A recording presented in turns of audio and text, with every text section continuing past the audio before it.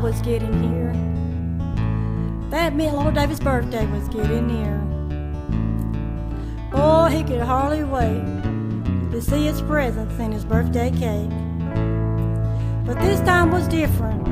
Something was wrong. Usually someone was already singing the happy birthday song. Mother knew what he was thinking when she came into his room. Sat on his bed and said, "I know your birthday is coming soon." With tears rolling down her eyes, she said, "Sorry, but there won't be no surprise. And as you know, your daddy's been leaving and drinking with his friends late at night. He spends all the money, which isn't right. We still have to pray that Jesus will save your daddy someday." Little David asked, "Mom, so how do you get saved?" She replied, "Son, you just cry and tell Jesus you're sorry for everything you've done wrong when you pray." Then little David asked, "Do you think he'll hear me as small as I am?" And with a smile on Mom's face, she replied, "Yes, because we are his little lambs." She kissed him goodnight before she went to bed, told me not to forget the words she had said. I know that Jesus loves me, and Mom told me so. And Jesus watches over us everywhere we go.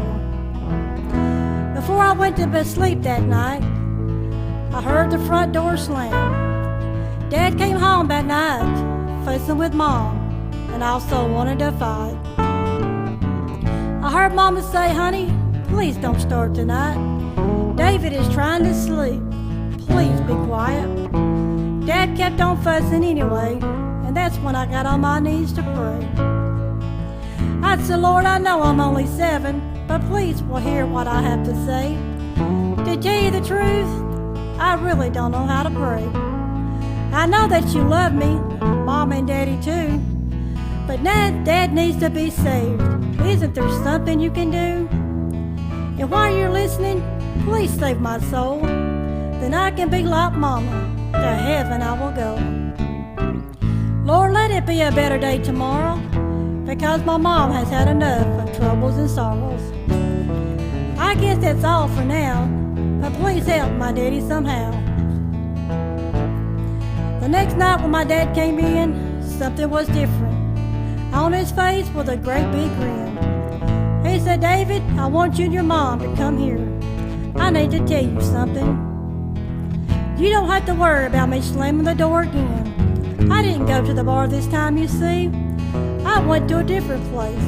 They were singing about the victory. And I was driving down the road. There was a little white church down below. I heard singing like I've never heard before.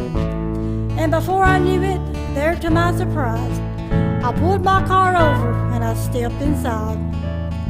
My heart started beating faster as they sung about victory. I knew that song was meant just for me.